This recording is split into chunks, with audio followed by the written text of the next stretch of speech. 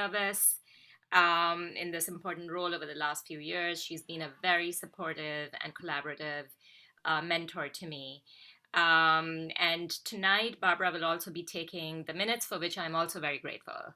Um, and with that, I want to introduce Merritt Birnbaum. Welcome to our meeting. I'll let you introduce yourself, but I'm excited that you're here today. Thank you so much for your time. We listen to your comments first, and then we will open it up to questions. First from the board, the committee members, the non-committee board members, and then to the public. Take it away, Merritt. Okay, great. Well, thank you so much, Natasha and Barbara. And thank you everyone for inviting me to be here this evening with you. I am thrilled to be joining Riverside Park Conservancy at this moment in time, building on the terrific work that Dan has done and that John and the team at Parks have been doing for so long. I hope I'll be bringing a fresh lens and some new ideas to the role, but really I'm a month on the job now. So I am still just learning, really looking forward to hearing from you, the community board, what you want to see in the park, how the Conservancy can help realize that for you. I'll tell you a little bit just about my background. You probably have seen my bio, but what it doesn't indicate a little bit personally about me. I grew up in upstate New York, in the Finger Lakes region on a horse farm, surrounded by dairy farms in a very rural area. And for me, nature was just my constant companion from my earliest days. It's where I learned how to explore, how to imagine things. It really allowed me to take risks and to understand my environment in a way that I didn't fully appreciate until my teens, when I decided that I was bored with nature and wanted to be around people and activity and museums and culture, and immediately wanted to move to New York City around the age of 12 or so. So I realized that dream right after college. I went to Vassar College in Poughkeepsie and then came here without a real sense of what I wanted to do other than live in New York. And I had been pursuing a career as a visual artist, which was what I studied in school, and my parents were both artists. So coming to New York, I got my first job working for a communications company, and then quickly determined that I really appreciated working for the nonprofit clients more than the for-profit clients. And that was my entree into the nonprofit world. I traveled around different nonprofits in New York for about 15 years before coming to Governor's Island, which is where I was for the last 7 years. Governor's Island was my first experience with working for a public space in the city. And it was like all of a sudden realizing how much I had been missing nature living here. I had experienced our parks and obviously valued them, but it wasn't really until I started spending so much time understanding how other people were interacting with our parks and open spaces and what they really mean for a community of people who are living in these concrete boxes, shuttling back and forth underground in spaces that are far too crowded, to have open space, to see trees and sky, and to be able to breathe. And that's something that became so much more apparent during COVID.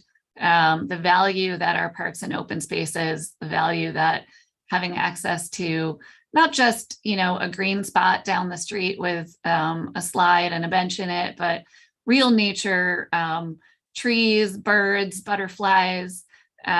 That is something that took on such an importance for us at a time when all of the other things that I had craved as a child, the museums and the movie theaters and places where we find a lot of our balance in life, were close to us. So it really solidified for me what parks can mean for our city and how much they were suffering, really, as a result of city budget cuts, exacerbated by everything that's happening in the city right now. Parks are hurting, and Riverside Park in particular, to me, I got to know during that period in the pandemic. I will admit that I am an East Sider. I live on the East Side, but have been all over the city exploring parks during the pandemic, and worked very closely with Dan Garodnick during that time period to try to find private funding sources for parks. So he and I, with a group of others, City Parks Foundation among them, and really parks all over the city, came together to go to some of our city's top funding organizations like the New York Community Trust and the J.M. Kaplan Fund and others that care about parks, and say, we need to come together to take care of some of the very basic things that our parks are needing now. From the fact that our usual sources of revenue weren't there anymore, just to start lending an extra hand around some of the trash cleanup and other things with all the increased usage that parks were seeing. And Dan was an incredible partner, really introduced me to the type of work that was happening in the Conservancy and how it was handling that increased need and the increased visitorship. And so when the opportunity arose, I decided to make the change from Governor's Island to come here to really work in a neighborhood. Governor's Island is a special place, and it's has a whole new development pathway. But I saw the opportunity to really be a part of an open space that has a community of people who, like Riverside Park, are so engaged in living in the park on a daily basis and connecting with it and stewarding it, and seeing the model that was created here, where it was really volunteer-led before it was staff-led, is something that I think is very unique still in the city, to see the level of engagement that we have from our park tenders and people who live next to the park and are actually taking care of very specific areas. And what the Conservancy does to try to support the volunteers and bring this kind of professional structure on top of a very grassroots and volunteer-led structure. I hope that it's something that we can continue to support and expand on, and bring in more people, some of a younger generation of community members coming into the park and getting to feel that real stewardship connection. So that's where I'm coming from. I will say, in my 1 month on the job, a lot of what I've learned being here is just how challenging it is to manage a park that has so many different roadways and bikeways and intersections through it. Also, just with the infrastructure challenges that we're dealing with.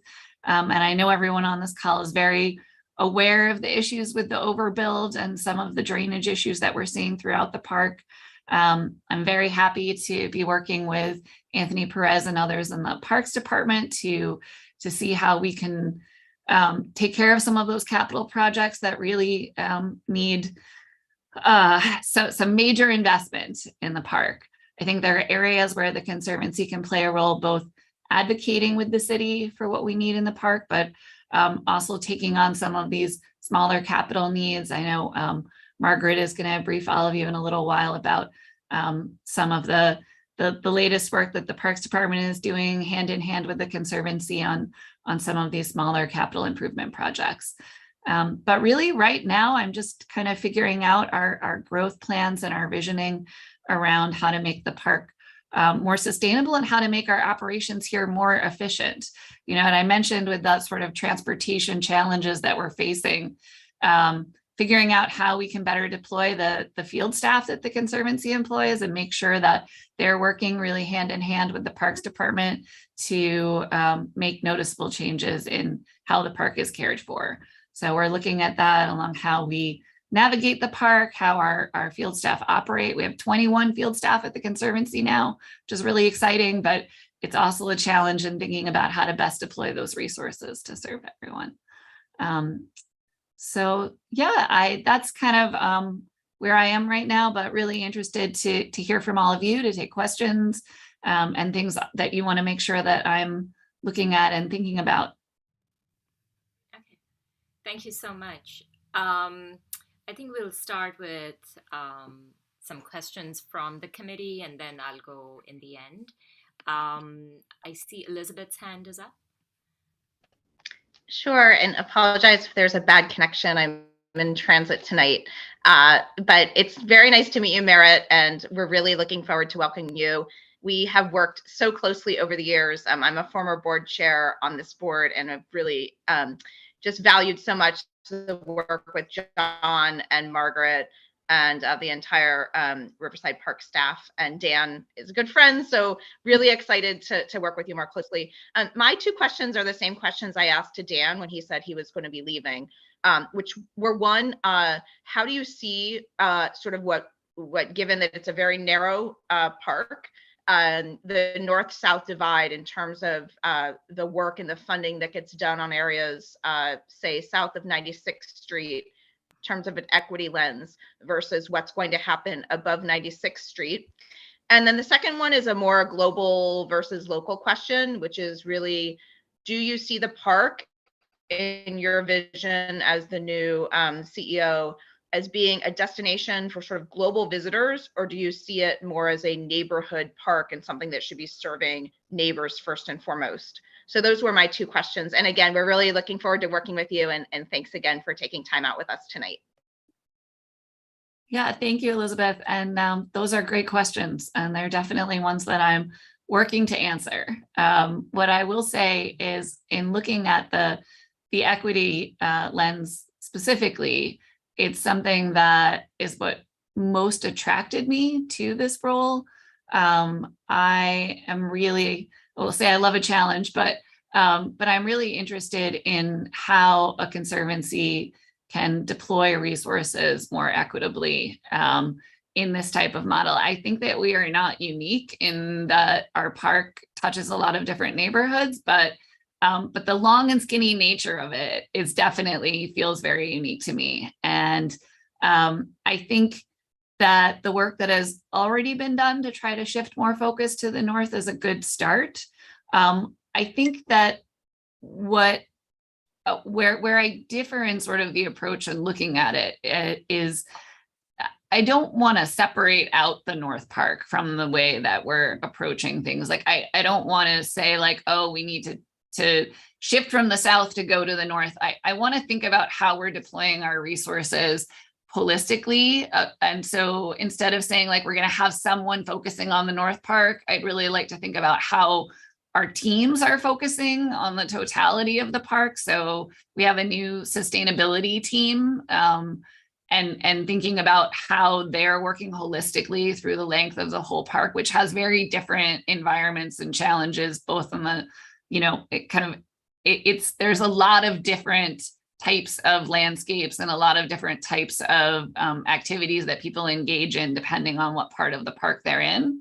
And so you can't really apply the same universal principles. You can't take something that works in the South Park and just transplant it to the North Park.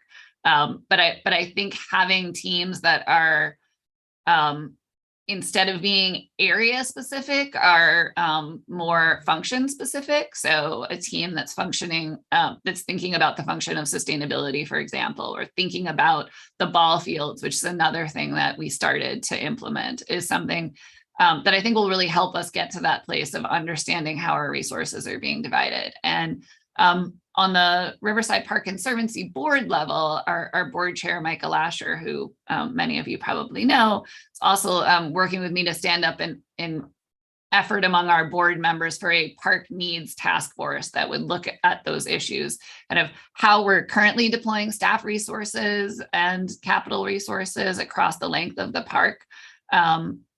I think it will really help us get a starting place for how we can see more equitable investment. And then on your second question, I think in terms of it being a neighborhood park versus a destination park, I don't think that needs to be an exclusive, but I would say that it is a neighborhood park first. And that is really what we're there for. It would be wonderful if people wanted to come and experience it. And I have been bringing people from other places to the city who had never been to the park before and are just, enraptured to see that this exists, because I think it is very underknown in the city.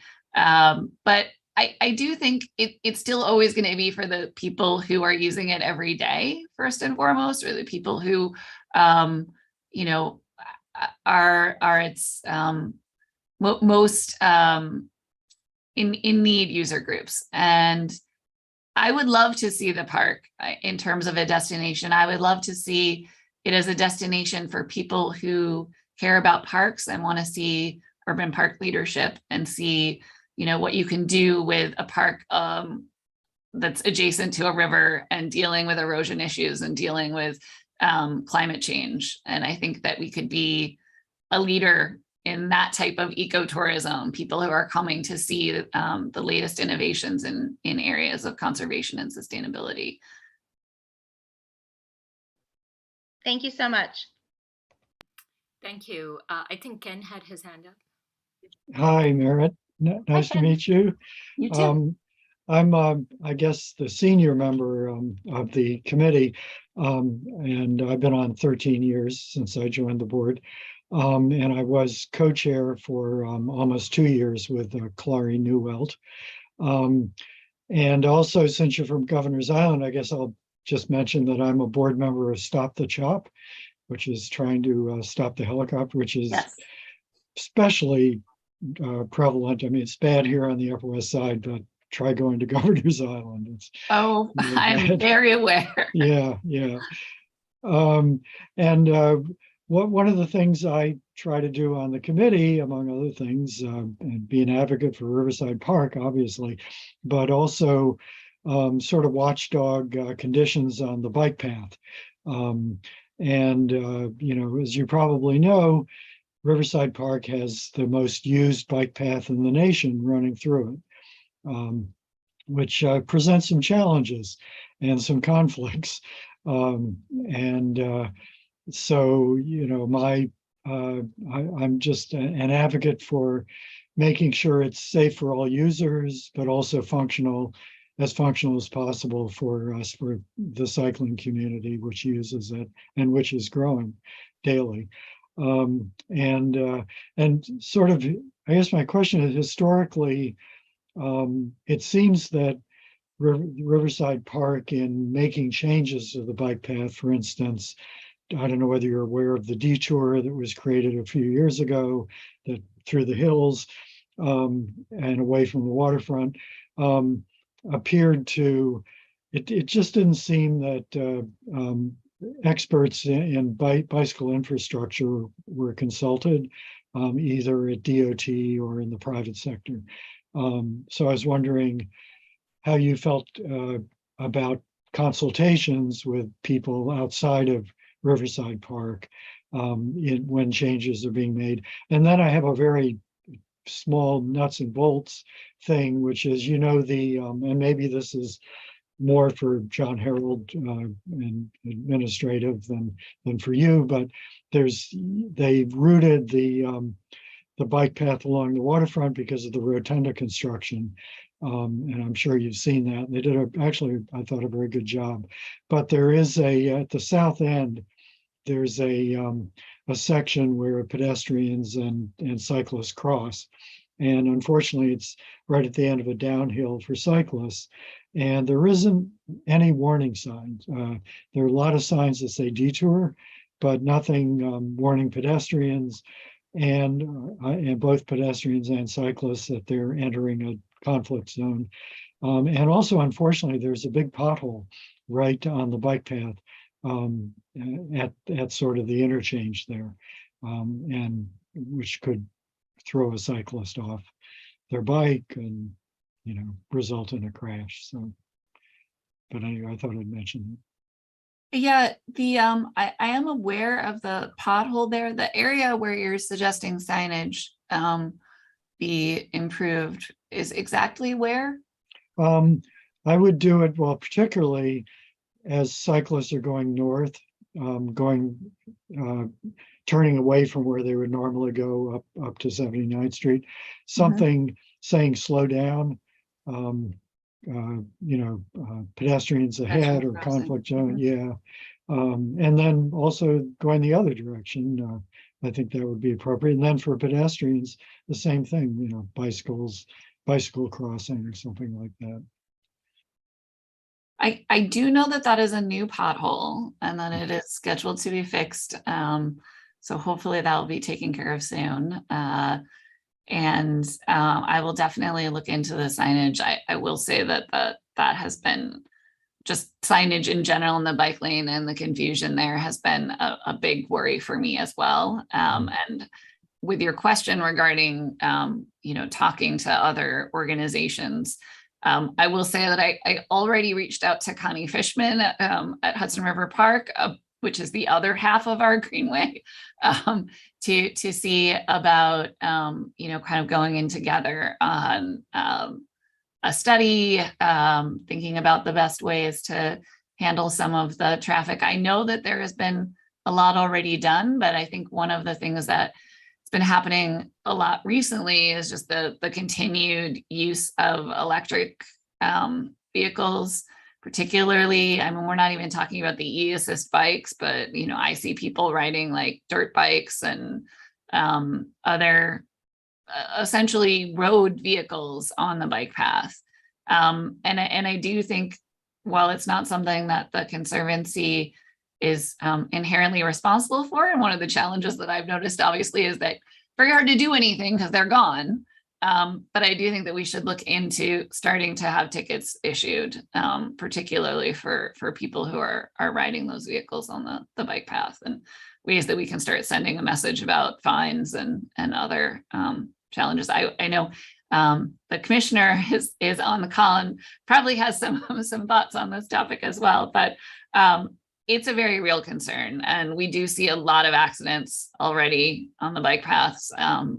You know, fortunately, not any fatal ones, but it's only a matter of time, and this is something that's really, really serious. I will also say Transportation Alternatives is one of my favorite organizations, and I think they have a lot of really good sense ideas around trying to improve safety for bikers and pedestrians in the city. And I would definitely love to have a conversation with them about this as well. It's new for me in that Governor's Island is almost all bikes and there aren't any cars. So we don't have exactly the same challenges there, but anyone that you can recommend that I talk to about the bike situation, I would be very happy to. I could, yes. Thank you, Ken. So I don't see any other hands raised. Oh, Barbara. Yeah, I'd like to just say something. First of all, Merritt, that was the most spectacular self introduction that I ever heard. I think your enthusiasm is just bubbling over, and it's going to be wonderful to work with you. And as Natasha said, I'll be leaving the committee as co-chair, but I will certainly stay on the committee. So I look forward to that. Secondly, I don't know if you've had the opportunity yet to meet our new chair of our board, and that's Beverly, and she's there on the screen. So Beverly and Merritt and Anthony, I don't know if you've met Beverly either, but Anthony is our new Manhattan Parks Commissioner. I love the parks. I grew up in this neighborhood, been here my whole life, and the issue that you raised having to do with the road vehicles and the e-bikes is something that has become very, very scary to me, especially as I get older, and other pedestrians that I know, and it has made the park less enjoyable, especially on weekends. You see whole bands of vehicles that should not be there racing through the park, and there is no enforcement now. I don't know what can be done. I know that, having police chase e-bikes or motorcycles is dangerous for pedestrians. So I don't know how the issue can be handled, but I wish it would be handled, because it has cut down the quality of life in that park specifically. Well, Central Park too, but anyway, that's all I wanted to say.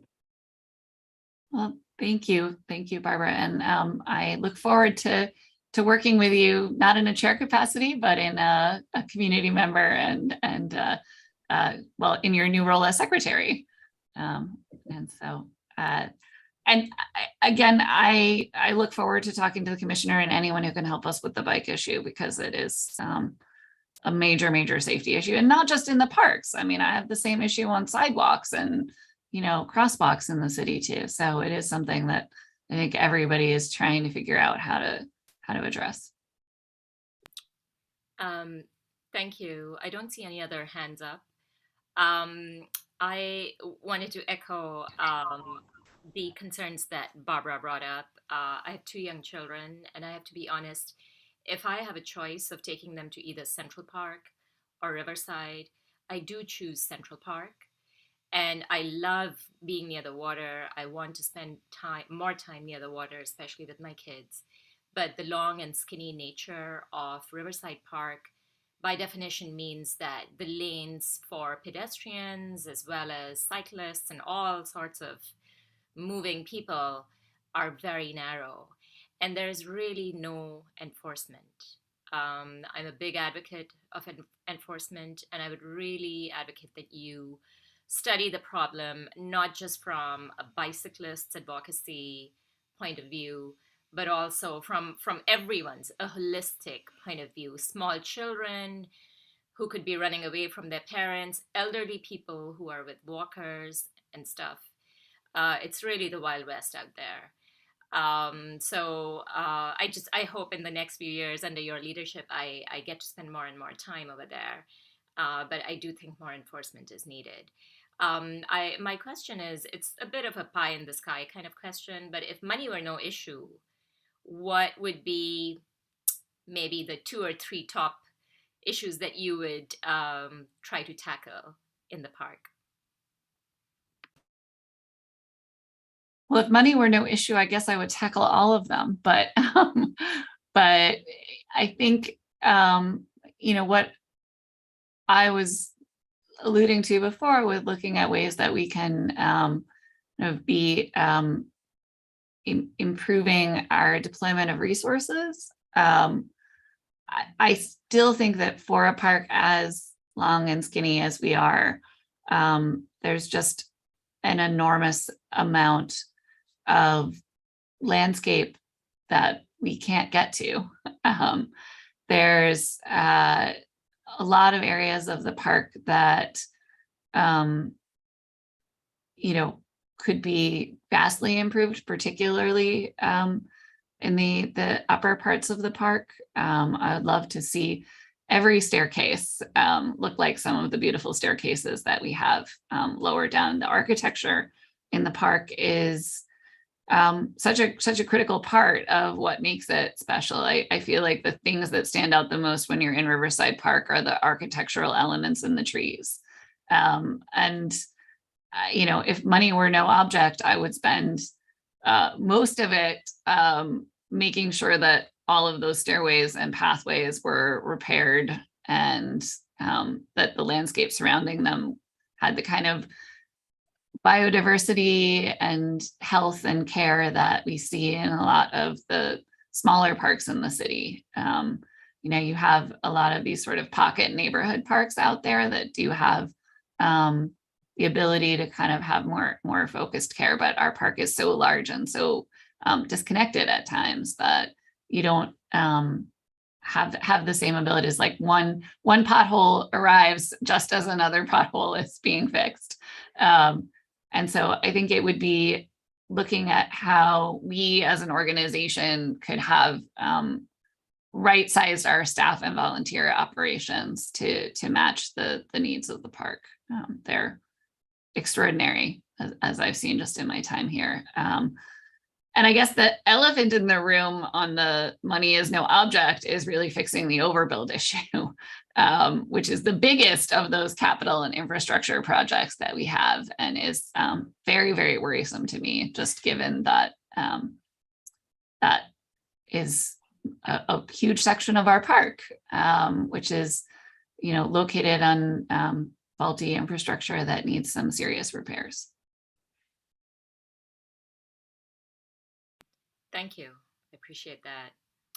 I'm wondering if we have any questions. Oh, Polly, I'm sorry, I didn't see your hand. It's okay. Well, first of all, I want to say welcome, Merritt. Happy to see that you're aboard. And one of the questions that I wanted to ask you is, do you have any special events coming up for fundraising for the park? And if so, can you share that with us? Yes, we don't have any fundraising events yet. I'm actually working on kind of the plans of what our next spring gala might look like, which is usually in the Sakura Park neighborhood. We do have our Halloween parade, which is at Hippo Playground, coming up on October 31st. So I'm looking forward to that. I will say that I should have more information about programs and events coming up in the field house soon. That's something that we're very excited to kick off this winter, looking at some sort of shoulder season, fall and spring programming now that we have this great indoor space that unfortunately we weren't really able to use the last couple of years with COVID concerns, but starting to really activate and think about educational programming that we could do in the space, exhibits, and classes and other things. It's got a lot of potential. So looking forward to extending what we have as sort of our signature summer on the Hudson programming to be more year round going forward, utilizing some of that indoor space. We also just launched our new website this week. It's like a soft launch, but if you go to our website, you will see it is vastly improved. And looking forward to having, there's a great calendar feature on there where we'll be updating with upcoming events. And I will say it has just much easier functionality for our staff on the back end. So we're looking forward to having a lot more updates and news stories and guest blogs from staff here talking about things that are happening in the park. So stay tuned for more on that. Yeah. Well, please bring back the Jazzmobile because I missed that. So just remember that. That would be Jazzmobile, absolutely. Making a note now. Okay. Great. All right. Thank you, Polly.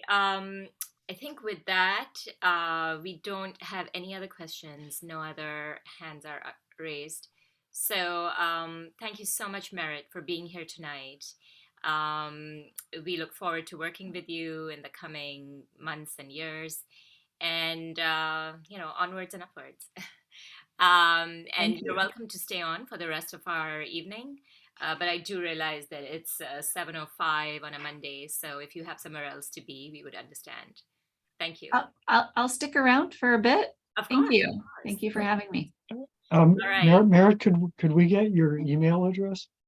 Yes, it's merritt@riversideparknyc.org. And I'm happy to send that around, or I know, Natasha, you have it. You could share it with the committee. I can also share it with you, Ken. I'll email it tomorrow. Okay. All right. The next item on our agenda is the introduction of Anthony Perez, the newly appointed Manhattan Parks Commissioner. Welcome to our meeting. Thank you. And once again, just like Merritt, what I'm going to ask is for a few comments from you, and then we will open it up to questions. So we look forward to hearing what you have in store for our district. Go ahead. Great. Can anyone hear me okay? Yeah. Okay, great. So as was mentioned, my name is Anthony Perez. I am the new Manhattan Borough Commissioner for NYC Parks. Like Merritt, I've now got a month in on the job, and it has been a whirlwind. It's been like drinking water directly from a fire hose. Obviously, as you know, we have so many parks and so many staff, conservancies, friends of groups, block associations. Been trying to get everywhere I can on weekends, on evenings, and way early morning Zooms too. Let me give you a bit about my background. So I was born and raised here in New York City. I'm a quintessential city kid. I grew up in Marble Hill in the middle of two worlds between Manhattan and the Bronx. Depending who you ask, Marble Hill's either in the Bronx or Manhattan. I grew up with Manhattan cable. I had Manhattan elected officials, but I went to Bronx schools and I'm a diehard Yankees fan. I'm of Dominican descent. Most of my family still lives in Inwood and Washington Heights. I spent most of my evenings and weekends with my cousins at Isham Park, at Inwood Park, Fort Tryon. I was raised by a single mother. She came here from the Dominican Republic in the 80s. Her first apartment was 152nd and Broadway, where she shared a one-bedroom apartment with 3 friends. Just a quintessential immigrant story, and her raising 2 young children by herself. My family struggled a lot growing up. At the beginning, we depended on public benefits to make ends meet. I lived in public housing for most of my life in the Marble Hill houses. I'm a proud project baby. I went to New York City schools my whole life as well. My mom is still a New York City employee. She's a para teacher at a local public school and is a member of UFT as well, which helped provide me with healthcare when I got sick. So, it sounds corny, but I promise you, I'm totally honest when I say this. That informs the way that I view my life. It changes your perspective. The fact that I grew up in public housing and went to public schools and grew up with public benefits, that led me to devote my career to public service. So I spent the last decade plus working in and around government. So far, I've worked for 3 different mayors and 2 city council speakers. I serve on a number of boards, including the New York Botanical Garden, the Economic Development Corporation for New York City. And I was also part of my local community board, where I served as the chair of the Veterans Committee, and I was also the treasurer of the board as well. My career in government really started through the New York City Urban Fellows Program. It's kind of like Teach for America, but for government, where for 9 months, you do this fellowship where you get placed into a high-level policy position in New York City government. And the goal is to have people actually stick through it and develop their careers within government, as opposed to more traditional tracks of going to business school or law school or med school. I was one of the few that actually stayed in the program and stayed in city government after the fellowship ended. I worked at the Mayor's Fund to Advance New York City. So when I worked for Mayor Bloomberg, I worked on some programs such as Million Trees NYC and Plan YC and Hurricane Sandy recovery, where I handled it, tracking the logistics of all our in-kind contributions for the relief efforts. I also worked under Mayor de Blasio, where using private support, we assisted in the development and the facilitation of UPK. We helped add more seats through SYEP for summer jobs. And I was even involved in some special projects like the 2014 East Harlem building collapse. We had to help the families recover when they lost everything after a horrible explosion. I left city government for about 3 years, where I worked in politics for a bit and I ran local political campaigns. But even then, I found my way right back to city government in a short time. And I came back to City Hall, except this time, instead of being on the mayor's side, I joined the city council on the, I guess the eastern side of the building. I was deputy chief of staff for Corey Johnson for his 4 years as speaker. And I also spent the last majority of the year working on the current speaker, Adrian Adams. Some of the projects that I worked on there were building out their Fair Fares program to help New Yorkers get half-price Metro cards to get to work and school. I led the council's $19 million investment in the 2020 census coordination, working with 150 community-based organizations to make sure that folks were getting the information they needed about the upcoming census, or now past tense. And I worked on critical legislation, such as Local Law 97, where we helped change the city's rules around carbon emissions and how our buildings impact climate change moving forward. But now I'm back at Parks. I'm a former Parkie myself. One of my first jobs ever was with the Parks Department. I was a recreational mobile unit supervisor. So every day I'd show up to the Queens garage. There'd be a list in the van with a number of parks. And my job was to show up at every park and be a park on wheels. I opened up the doors and there were basketballs, hula hoops. There was a Wii with a TV in the back. And it was one of the best jobs I ever had in my life. So to be back to where I started my career in government, I think it's a beautiful full circle thing for me. I've been telling people, I feel like I've been drafted into the Yankees. I have a wonderful staff around me. Steve Simon is still around. Our chief of staff has been around for over 22 years. Angie Kwan is still on our team. Our chief operations, Paul Diamore, Ralph Mussolino. You guys have all met them in different capacities. And it's just my privilege to come and lead this team and continue the great work and continue to be a partner for leaders in the community like you all. So that's a bit about my background, and happy to answer any questions. I just want to mention that I have some folks from that wonderful team. I think Steve Simon and John Harold are also at least watching as panelists. So I don't know if they can join in, but I just want to mention that they're here as well. Thank you so much, Anthony, and welcome once again to our meeting. I want to see, I was wondering if anybody has their hands up to ask some questions. I don't see any hands in the panelists as yet. I was wondering if you could talk to us a little bit about any specific plans that you might have for our district, or if not plans, then what what opportunities or challenges. If you, I know you've been on the job only for a month, Yeah. so maybe this is too much, but if there are any specific challenges or opportunities that you see in our district. And we are the Parks and Environment Committee, and I feel passionately about the environment, specifically our hyper-local sanitation type environment. And I know that especially since the pandemic began and our parks started getting used so much more, sanitation issues they exploded. So I'm wondering if you can talk a little bit about maybe some partnership with the sanitation department, or because it really affects the quality of the experience when you go to any park or any playground and you see like a pile of pizza boxes next to the garbage can, or so if you could talk a little bit about these things, I'd appreciate it. Sure. So I jumped right in into the deep end head first to get to know exactly what's going on with all of our parks. So I spent a lot of my first month meeting with all of our different parks administrators and our local parks managers, our supervisors, our regional managers, just listening as much as possible. My whole mentality is to listen first and talk second. So as part of that, I think Mary may have mentioned this, we did a walkthrough about a week or a week and a half ago.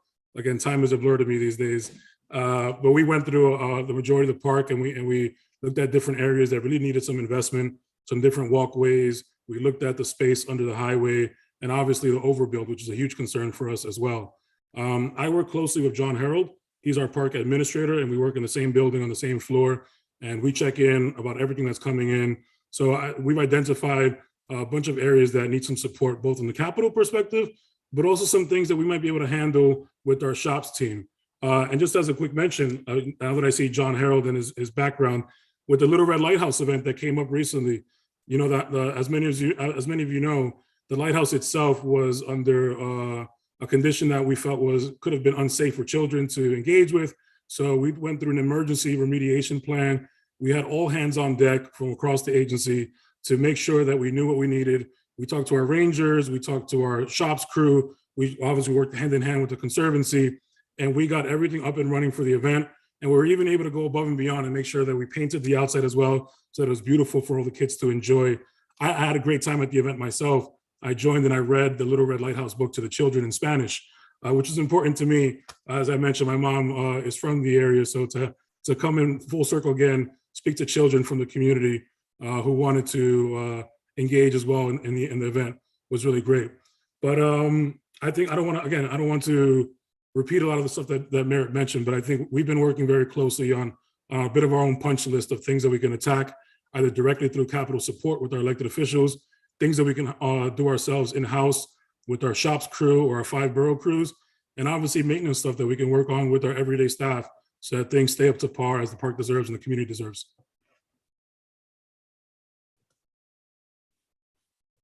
Thank you. I think I saw Polly's hand up. Yeah, my hand was up. I want to say welcome, Anthony, and congratulations on your new appointment. And I want to ask you a question about public safety. As you know, that's a hotbed issue. And unfortunately, a few women have been victims of sexual assault. And, I want to ask you about like lighting and the PEP officers. Like, do you have some kind of plan to, improve safety in the parks? Yes, for sure. And particularly around the Greenway, where we know recently there were 2 sexual assaults. They were a little further north up in the Fort Washington area. But actually, that was on a separate day. I did a walkthrough of that pathway as well with our Northern Parks Administrator, Jennifer Hoppe, and we continue just to the southern end that borders with the area that John Harold manages. And we've been trying to look at different areas. For one, I think obviously we know that the city's undergoing some trouble managing our issues with illicit drug use, with needles everywhere, and folks not feeling safe. So we've been trying to attack it from a multi-pronged approach. We've been trying to identify where all the trouble areas are.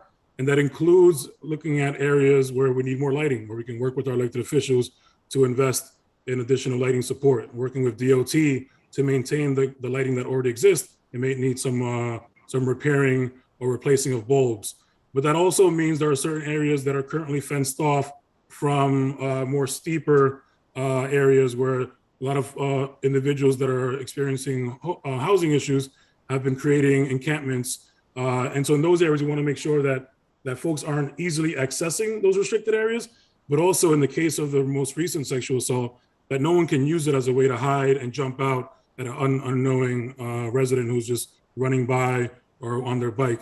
So we've been trying to attack it from all angles to make sure that there's a constant presence with PEP, that we're coordinating as much as possible with the NYPD, that we're instituting checkpoints at northern entryways and southern entryways, that our staff is maintaining the litter and the garbage and the needles, of course. We have specially trained staff that works on that. We work with our highly trained rappel team to go over the steeper areas where there might be encampments. And obviously, it's working with the community board. As much as we want to be proactive, part of it is also being reactive and being responsive and hearing when complaints come up and addressing them right away. You know, as soon as I heard the news about the sexual assault, I emailed the team and I said, hey, I want to walk through tomorrow if we can make this happen. And when we knew about things that were happening in Riverside, I reached out to John and said, hey, John, can we set up a meeting in the coming weeks to do a walkthrough there too? I think, like I said, my goal is to listen first and talk second. And as part of my first weeks and days in office, my goal is to hear as much as I can from all of you who know best about what's needed at the park and in the community. And then, of course, follow up, be responsive and be quick, because inaction just lets things get worse. Exactly. I appreciate that. And could you have your team look at the sector between West 94th Street and Riverside, because the lighting there is very poor, all the way down to like 82nd Street and that strip there, to see what they could do about improving the lighting? For sure. I just took that note down. And of course, we have John here, and we'll talk with the rest of our team afterwards to follow up. But I thank you again, and I congratulate you, and looking forward to working with you. Me too. Thank you so much, Polly. I don't see any other hands up within the panelists. I'm also looking within the attendees. So I think, Anthony, you got off easy tonight. Look at that. Well, listen, I want to consider that this will be the first of many conversations. You'll see me at your parks. You'll see me at your events. You'll see me at your board meetings.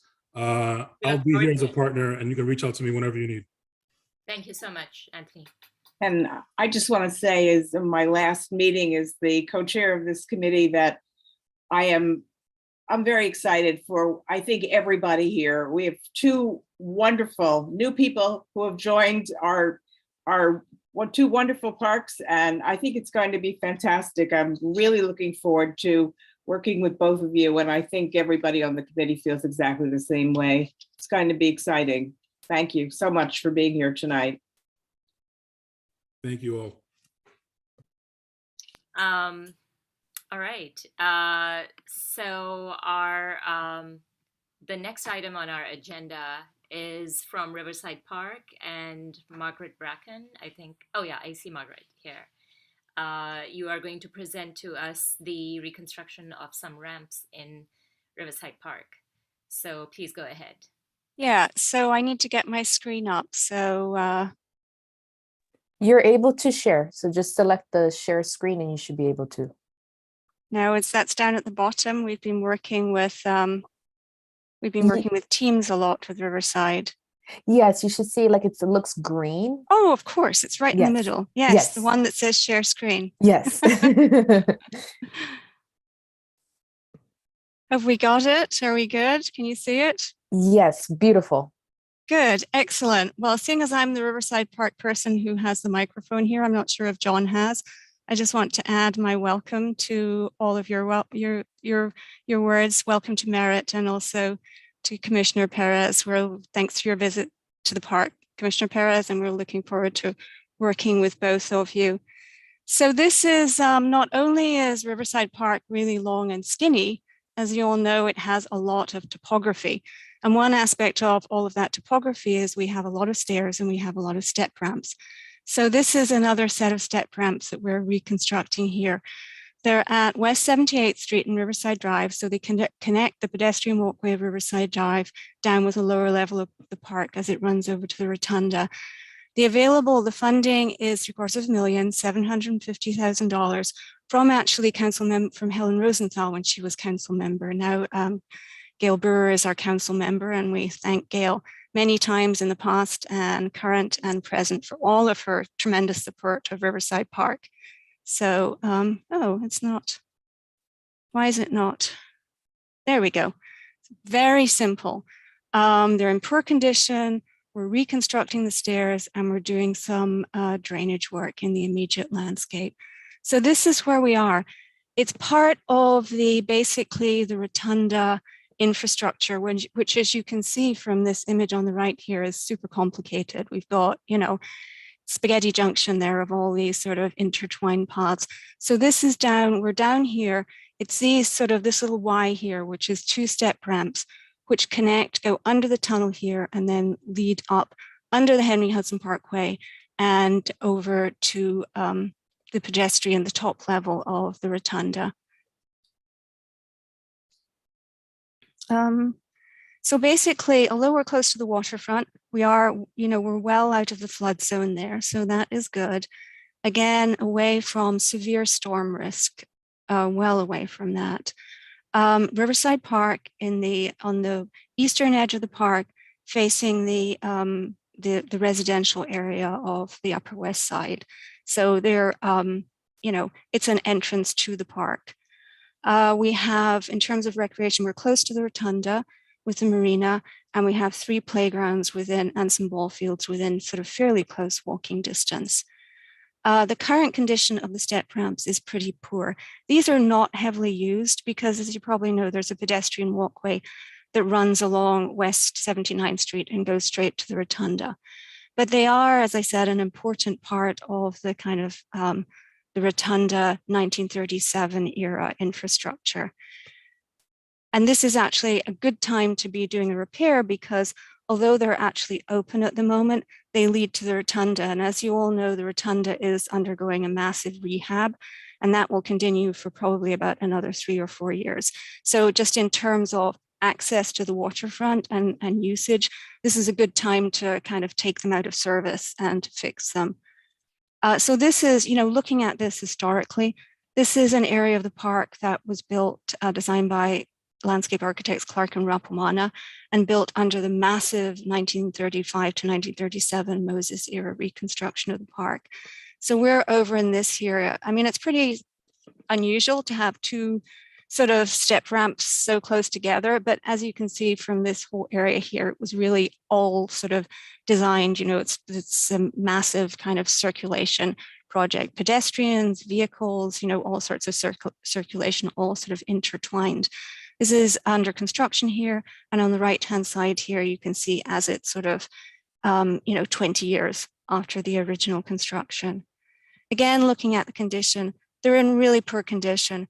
The bluestone, the existing ramps are asphalt, which shrinks and wears and gets uneven with time. And the bluestone itself is delaminating. There originally was a handrail that went around down the center of the step ramps, but that has long disappeared.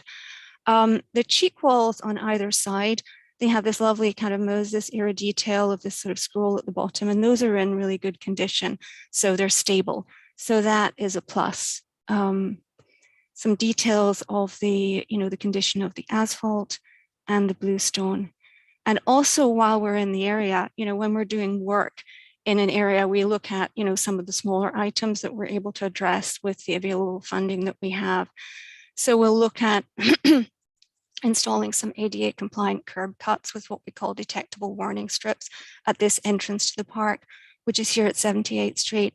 And there, as you see here, there's a valve that's a little bit sort of raised here, creating a trip hazard. And this sediment here means that we've got standing water there. So we'll pick up some kind of smaller items that are in this sort of in the adjacent area while we're working. This is an area where, as you know, as Merritt alluded to, we have a program of park tenders in Riverside Park, and there are people who, garden typically in an area that's adjacent to their buildings. So we have a pretty active park tender group in this area here, on both sides of this pedestrian walkway here. And another horticultural feature of the area is anybody that's been in Riverside Park in the spring knows that we have a really stunning collection of flowering trees.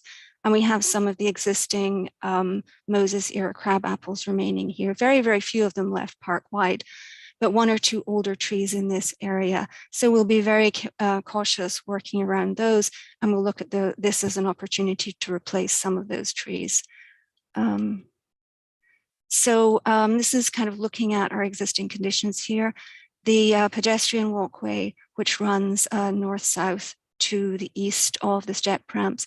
This is the current configuration of the step ramps. We have beam poles, we have existing lighting that's in good condition. And this pathway here, as I mentioned, goes under the tunnel, which goes under the ramp to the Henry Hudson Parkway. And these are our existing trees. So what we plan to do here is actually, as I said, replace some of those multi-stem crab apples. They have this very sort of distinctive multi-stem form, and we've been able to buy those. So we propose to, the older crab apples we have in the area are senescing. So we plan to replace 4 of these flowering crab apples. And also, this is an opportunity for us.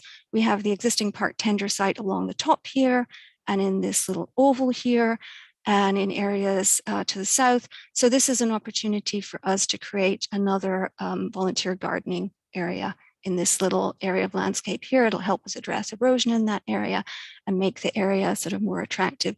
This is kind of the typical plant, not typical in terms of the plant material, because we tend towards more kind of native plant material these days. But, we're always kind of looking at the Moses era plans in terms of the forms that we use and everything. So it'll be something that will kind of organically sort of hug that one side of the step ramp there. And looking at our materials. So we'll be doing some asphalt paving at the bottom. There's 2 large catch basins there. We'll be cleaning those catch basins. We'll be putting a new ADA compliant handrail down the center of the step ramps. Instead of the asphalt on the ramps, we'll put a hex block, which shrinks less, as a more durable material and is kind of appropriate to this area of the park. New bluestone risers. Unfortunately, typically we find when we remove the bluestone, it's usually in poor condition, it's delaminated.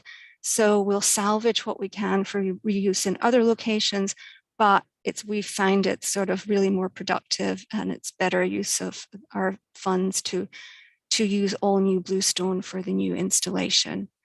And we'll do some replacement of the hex block at the top. And as I said, do this little bit of sort of the compliant curb cuts here, and a little bit of sort of cleanup with the, with some of our existing pavement. So just to, ADA is a big issue for us in Riverside Park. So we're reconstructing 2 step ramps, which are not ADA compliant. However, the Rotunda project has an ADA step ramp, has an ADA ramp, and also 3 layers of ADA access, which that project will provide. So from 79th Street all the way down to the waterfront, there will be ADA compliant access. So basically, we're reconstructing pretty much in kind an existing historic feature, but we will have ADA access to the waterfront immediately adjacent. So these are the materials that we'll be using in other installations in the park. Both of these step ramps here are projects that were funded fairly recently by the Riverside Park Conservancy. So this is a similar palette to the step ramp that we're constructing with the bluestone, the handrail, and the concrete cheek walls. And this is another one a little more grand, part of our wonderful our wonderful architecture that Merritt alluded to in the park. So this is one at 83rd Street that was done fairly recently with, that shows the, our typical handrail. And just to, Elizabeth asked about projects that we're doing further north of 96th Street in the park. One of the other projects that I'm working on at the moment is actually a stair up at 110th Street. And we're, in the next couple of days, we'll be finishing replacement of new safety surface in an existing tot lot at 142nd Street on Riverside Drive. So, you see the projects that we're doing in your area of the park, but we are actually doing other projects further, further north in the park. And this would be our material. So our materials. So these are the multi-stem crab apples that we've been planting over the last 15 years. We've planted dozens of them, possibly even hundreds of them. We used to buy them by the truckload from nurseries in Chicago that were still growing, in Illinois rather, that were still growing these multi-stem crab apples with this very distinctive form.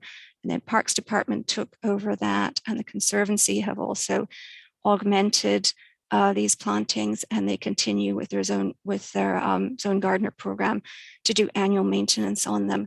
So we're very cognizant of the horticultural history of the park, and we really feel that these crab apples are a very distinctive and well-loved feature of the horticultural history of the park. So we're taking this as an opportunity to replace some more. And these are, the native plant material that will be sort of installing some shrubs as a kind of starter garden, so that then park tenders can come in and augment those plantings with, plant material of their choice that's within our, our palette for the park. So that's it. Any questions? Thank you. I just wanted to know, when will this project start and finish? Well, we're in the sort of final stages of design at the moment, and typically our procurement takes anywhere from 9 months to a year. So we're probably looking at, I would say, early 2024 for construction. But as I said, this is a really good time for us to be doing this project, because it's sort of like a stair to nowhere at the moment. So I think the fact that the rotunda is under construction and will be for for quite a long time is helpful, just in terms of getting this work done with limited impact on park users. Okay, and how long is it expected to take? Like, I guess Typically it's a year. We usually give contractors a year. A lot of times, for a relatively simple project like this, it's usually quicker than that. But some of the items are long lead, like the bluestone. The contractors have to order the items. So I would say a maximum a year. Thank you. I'm wondering if there are any questions. Barbara, and then Ken. Thank you. I am very glad that you are repairing these 2 stairways. I was there yesterday. They are really in terrible disrepair, so I'm happy about that. I wondered if you know that there's a tree that fell down that's just at the base of the southern stairway, at the bottom of it, and somebody should take a look at that. And I also just wanted to mention that the access, this is not related to this project really, but the access to Riverside Park, there's no curb cut at 74th Street and Riverside Park. And in fact, it's a very large step. We brought it up once before. It was one of our board members' moms lived there. She's in a wheelchair, and we asked if we could get it fixed. I thought that, I don't know, somebody was going to ask DOT. We did not, but should we do that? Well, we need to look at, from our point of view, if there's an existing curb cut there, then, we can install the, these detectable warning pavers and everything, but it has to line up with a curb cut on the other side. So if there isn't a curb cut on the other side, then we would need to have a conversation with DOT about that and coordinate that and line that up with them. We have actually worked with DOT pretty successfully in sort of other crossings in the park up at 92nd Street, actually, Joan of Arc. We created an entire new entrance to the park at that point, and there wasn't a curb cut there. We just felt that was, so, this is something that we can have a conversation with DOT about. Did you have something to say, John? Just there is a curb cut on the south side of 74th Street there. As Margaret said, they have to align. There has to be a curb cut across the street that you're going to hit. And so it's on the south side of 74th Street. But if you're on the north side of 74th Street, you're correct. There is not a curb cut. I didn't see any curb cut there, but I'll have another look. It's You know what my- I mean? If you're walking west on the south side of 74th Yeah, and you cross, there's a curb cut. If you're on the north side and you cross, there is not, and it's because of the alignment. oh, okay, right, correct. But it is the access to the park right there, and it happens to be particularly high. Yes. So, Yes. yeah. Okay, thanks.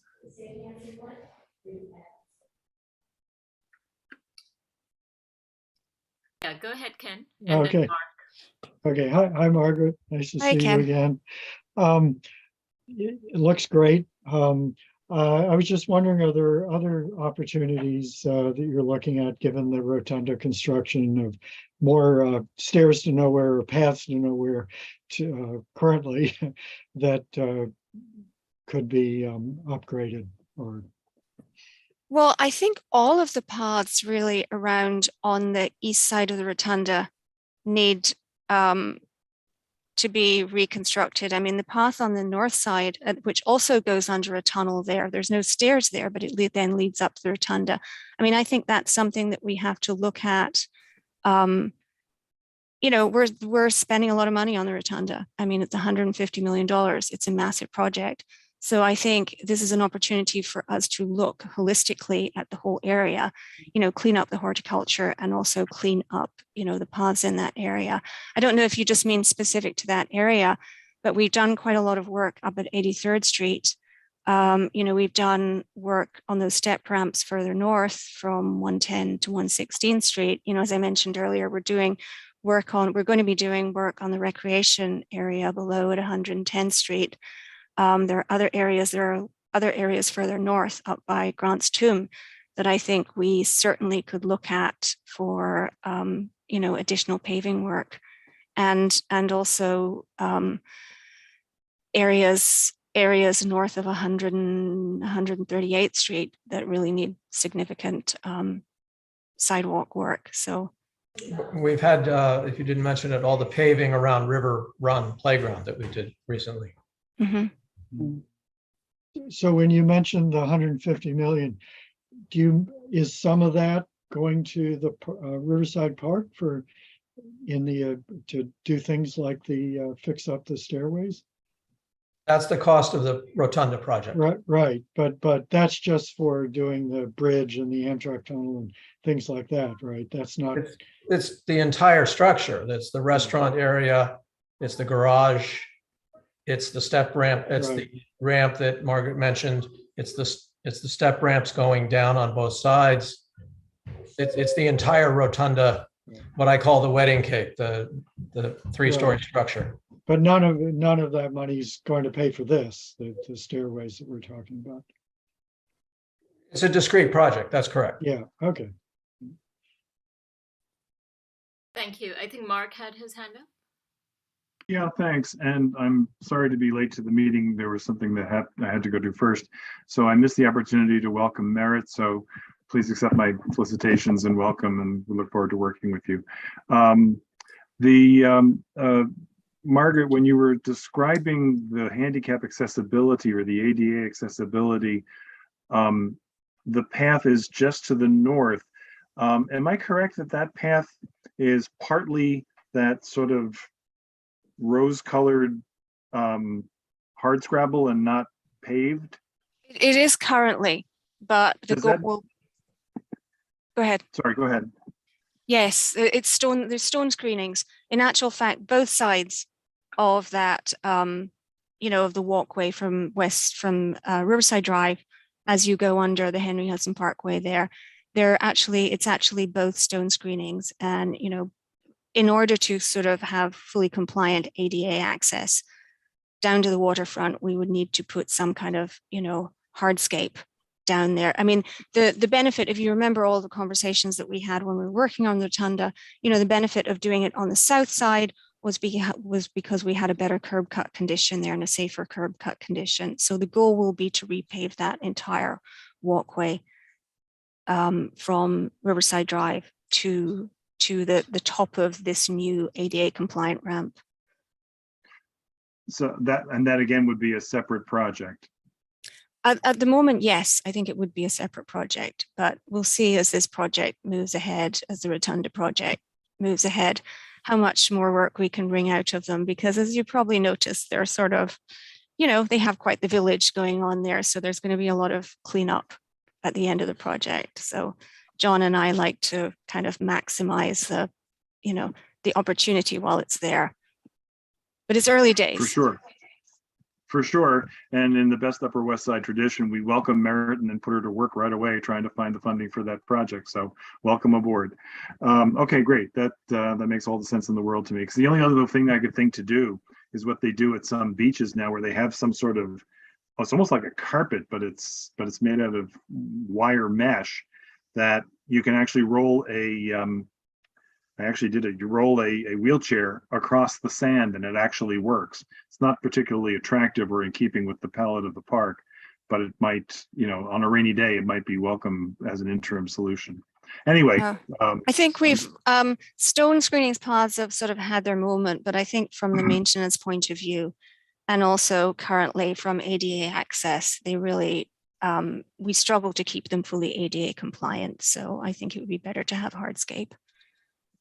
Great. No, I'm with you if we can afford it. That's great. Thanks so much.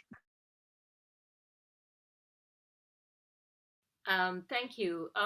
We have a question in the Q&A. Somebody called Reed Perrin, I'm guessing it's somebody from the public, is asking, can you comment on the drainage issues? The drainage issues specific to this project? It does not say.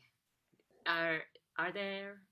Well, perhaps they're alluding to the drainage study that has been underway that I think we've talked to you about before.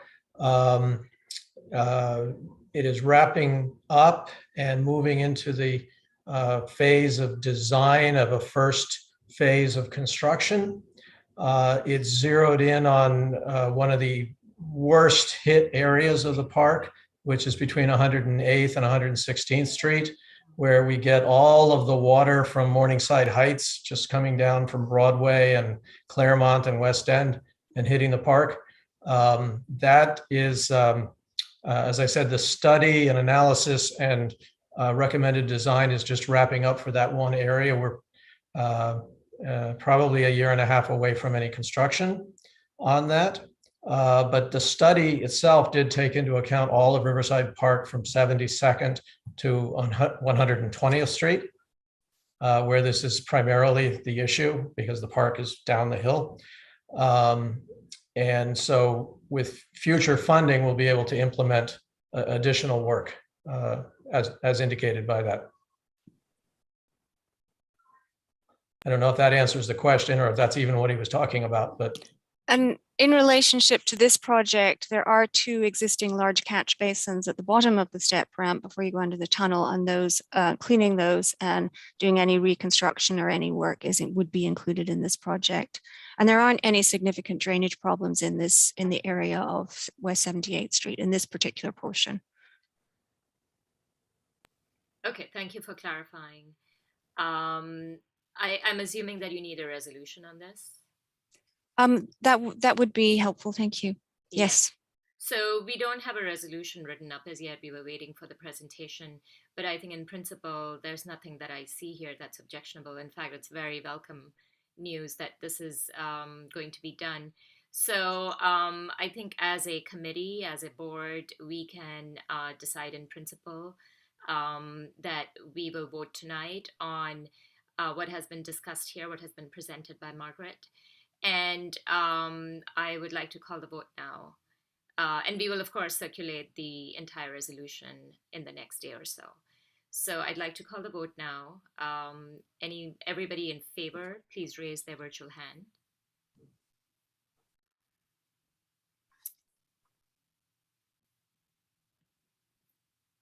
Barbara, are you counting or? Yeah, sure. 5 in favor. 5 in favor. Anybody against? Oh, everybody lower their hands, please. Hi, this is Will. I'm William Ortiz. I'm in remote using my phone. I don't know where the raise hand feature, so my raise hand is in favor. Okay, so that's 6. Yeah. Okay. Anybody against? Barbara, are you against? I'm sorry. No, definitely not. They're very much in favor. Okay, good. Anyone abstaining, not voting for cause? I'm guessing not because we've accounted for everyone. I'm now going to go on to the non-committee members. Everybody in favor, please raise your hand. Okay, 2. I don't think there's anybody else, but I'll call it anyway. Anybody against? Bev, yeah, Bev, you need to lower your hand. Nobody against. Anybody abstaining? And anybody not voting for cause? So the resolution passes unanimously, 6-0-0. 0, that's the committee vote, and 2-0-0-0, that's the non-committee vote. Thank you very much, Margaret. Thank you. That brings our business session to an end, but before I let you guys go, I was wondering if somebody from either Riverside Park or the Parks Department could comment on the whole lanternfly situation. Are we actually making any progress, or are they about to take over? Well, I can say that they certainly are everywhere. It's very strange because this is not the food that they like to eat normally is not here. So it's a bit of strange as to why they're here. The Parks Department's policy at this point is that they're not taking any affirmative action to try to eliminate them, but watching the situation. My understanding is they're a far greater threat if you have a vineyard upstate somewhere or an apple orchard than they are in New York City. They're certainly a nuisance, but other than that, they're just we're just watching it. They are everywhere. They're even on the sidewalks and everywhere. They're frequently all over concrete buildings, which is very strange. I can't figure that one out. Exactly. All right. Thank you very much for the presentation. And I think we're now going to move on to any new business. If anybody on the committee or not on the committee has any new business. Natasha, if I may, I just wanted to tell Ken that pothole at 79th Street has been fixed, and we'll take another look at the signage. Great. I noticed there was a cone in it a couple of days ago, so I figured maybe something was coming. Yep. Thank you. Thank you. Thank you, John. Any new business? Oh, I'm sorry, Ken, go ahead. Yeah, okay. Speaking of the helicopters, I was wondering if we might put on for our agenda next month a consideration of supporting a bill in the council that got introduced a few weeks ago, which would ban non-essential helicopters, that is sightseeing and commuter helicopters from the 2 city-run heliports on the downtown heliport and the one at around 34th Street. And it's a bill introduced by Lincoln Ressler, who's a Brooklyn council member. If you agree to put it on for consideration, I think it should be joint with transportation also. Is this the only bill that's been introduced? It's the only council bill. The only council bill? Yeah, there have been federal bills. We're on record as supporting the federal bill, which would ban non-essential helicopters over New York City. But this would just ban the landings and takeoffs from the city-run heliports. Okay, it's a step in the right direction. Okay. I don't have any objection to adding that onto the agenda, but I I think we're also waiting for our next co-chair to be announced, and I'll bring it up with the next co-chair. In principle, I don't have anything against it. We also have to look at the logistics, if it should be in coordination with transportation, then do we have two separate meetings, or how do we work that out? But in principle, I don't have anything against it. I don't know about Barbara or anybody else. Oh, it's not my decision now. So I think your answer was correct. Wait for your next co-chair, and then you decide whether you want to bring it up or not. Okay, thank you. Anybody else for new business? Elizabeth, go ahead.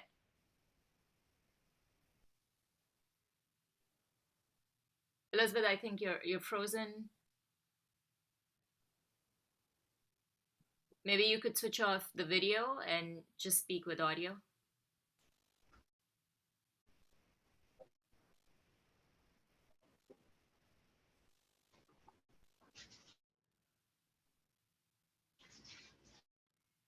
Elizabeth, are you there? You can go ahead.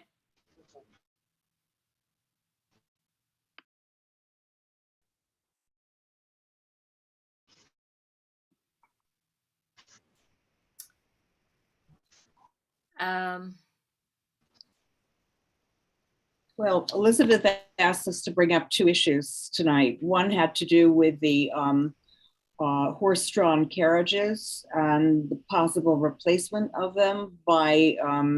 Oh, she's back. Is she? Oh, Elizabeth, are you back? Would you like to speak?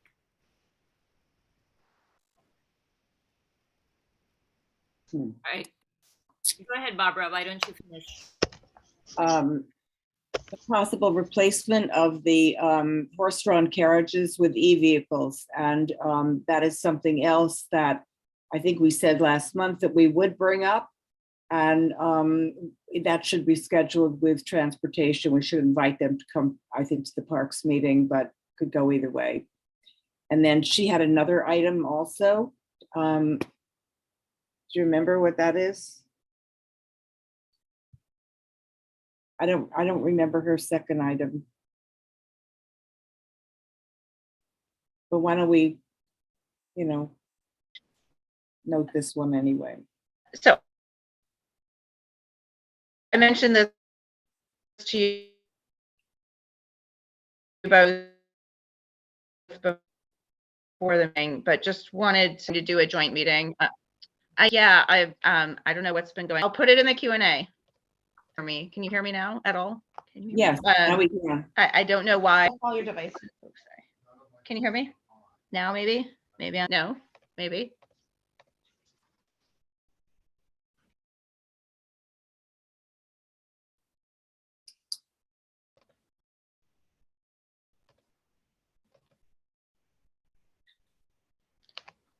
I'm sorry, everyone, if nobody can hear me. I don't know if it's the weather or what it is. I've never had problems like this before. If you can't hear me, I will email you. We hear you. You Hear me now? You. Good. So just really quickly, my two things were, yes, the horse carriage issue. And if we're going to do something with transportation, may suggest having both those items to do 2 and 1 in a conversation with them sometime before the end of the year. The second was just on the legislation today about trash and what the mayor said, that there's going to be a public comment period before November 10th. So because that's going to take place before our next committee meeting, I just wanted to make sure the committee chairs could announce it, or at least we could inform the public about it. That's it. Thank you for your patience. I'm so sorry about the technical issues. Just to inform you, someone from the attendee had their hand up. They put it down, but it was a Charlene Edwards. Charlene, if you would like to speak, you can raise your hand again. Yes, and then I'll allow put for you to speak.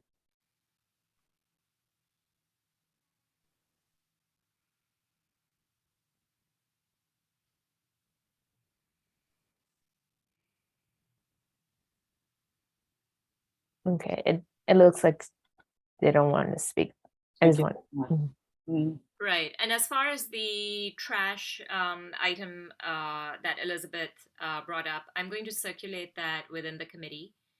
And actually, maybe you can put it up on our website for the public. Yeah, I'll just in the email include Jesse, so then we can submit that request for it to be in the website. Okay. In fact, I think I'll probably circulate it to the entire board because it is about trash pickups. It affects all of us. Does everybody know what that is to today's legislation? Pretty shocking. That trash will not be picked up before 8 p.m. at night. Yeah, though it is a proposed. It is a proposal just now, and there's a public comment period. But they've been talking about it for a while. Oh, the attendee just raised their hand again. Do I allow? Yeah, okay. You can invite them in. Perfect. Okay. Go ahead, Charlene. Hi, my name is Charlene Edwards. I'm just here to officially introduce myself. I am the new Deputy Center Manager over here at Gertrude. So I just want to say hi to the community board. I just want to let you know we do have one last event coming this Friday. And thank you so much for doing the outreach and marketing in your newsletter. It's a block printmaking for beginners. It will be this Friday on the 21st between 4:30 and 6:30. So if anyone is interested or want to register, they can go online at the NYC Parks website. And thank you, everyone. And I'm happy to be a part of this area and this team. I've been in the agency for over 20 years. I have worked at several recreation centers as the manager, Tony Dapolito, Ass Levy, Jackie Robinson, up in Washington Heights, J. Hood Wright. So I've been in the agency for quite a long time. And we'll also make sure to still put it in the newsletter to market it. Thank you so much, everyone. Thank you. Thank you, Charlene. I don't see any other hands up, and I don't think there's any other new business.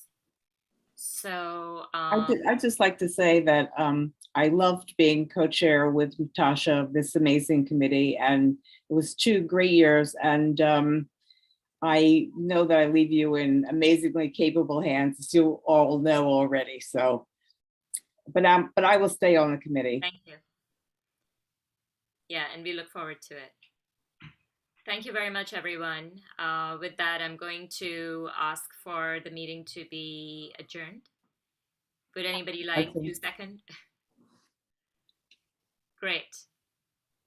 Thank you. Have a good night, and see some of you at steering.